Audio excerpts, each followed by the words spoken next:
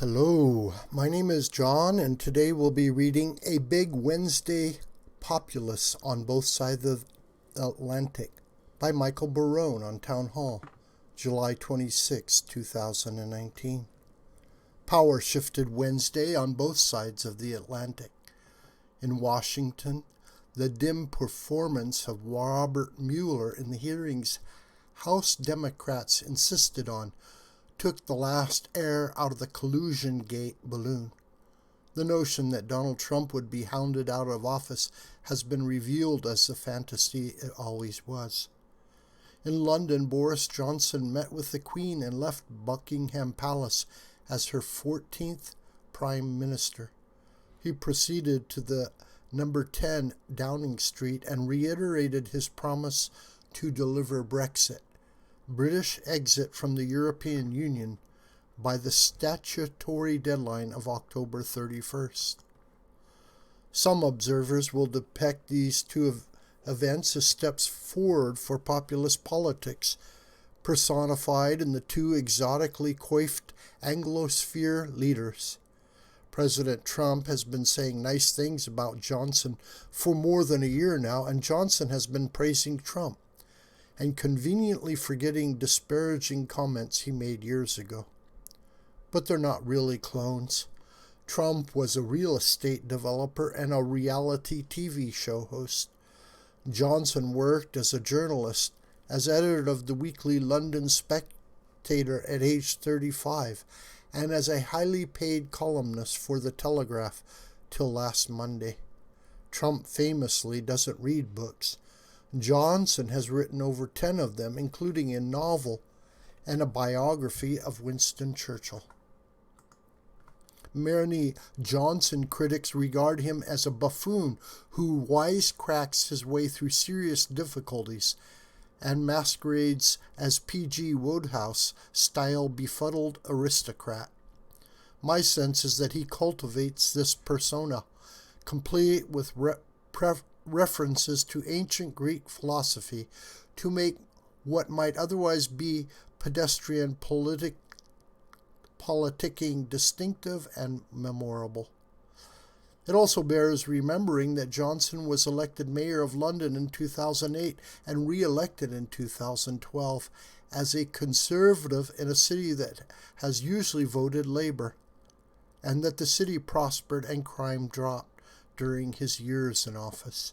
For all his fusty oratory, he supports metropolitan values like gay rights and celebrates the metropolis' rapidly increasing ethnic diversity, all of which he considers consistent with his support for Brexit in the campaign running up to the June 2016 referendum and today. More British citizens voted in that clearly worded referendum than in any other election in the nation's history, and they approved of leaving the European Union by a solid 52 to 48% margin. As I noted in 2017, Brexit in Britain, like Donald Trump in the United States, sparked a political realignment, with the capital pitted against the countryside, the elites ensconced in the very largest metropolitan areas versus small-town traditionalists, and their former partisan opponents in beleaguered mining and manufacturing centers. London and Scotland voted 60% against Brexit, the rest of England 57% in favor. By endorsing Brexit, the Eton and Oxford graduate Johnson opted for the countryside just as Trump did, even when riding down an escalator on Fifth Avenue. Globalist elites responded with scorn until the votes were counted. Then, far from taking defeat in a sportsmanlike stride, as Richard Nixon did in 1960 to take just one example, they went to work trying to undermine the legitimacy of the result and reverse it by fair or foul means. The voters on the winning side were racist, they claim, voting to suppress people of color, manipulated by crafty Russians, old people resisting the future.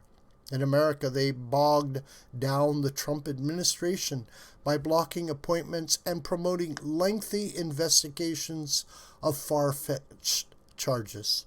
In Britain, unelected civil servants, of whom Prime Minister Theresa May relied, worked with unelected European Union leaders to block Brexit from ever happening. Some establishment types may really believe that Trump is Hitler and that Brexit will plunge Britain into another Great Depression. Most of them drip with contempt for ordinary citizens and, astonishingly, seem to think it entirely healthy and consistent with democracy to overturn the decision of the voters. They're sure they're better than ordinary people. Those attitudes are unjustified. Johnson's 3 top cabinet appointees are Muslim, Hindu, and Jewish ancestry. Nationalism doesn't mean white supremacy. He's looking for advice not from unelected civil servants, but reportedly from Dominic Cummings, mastermind of the 2016 Leave campaign, who has repeatedly out-strategized them. Politically, Johnson's in no position to break his promise to deliver Brexit by October 31st, with or without an EU agreement. He brushes aside establishment predictions of economic disaster, all wrong so far, and talks of what his amazing country will do once freed of undemocratic EU UCASs, like its member states' ban on genetically modified crops. Power is shifting. How far? We shall see. This video is a production of the School of the White Crane. Hi, my name is John Brooker.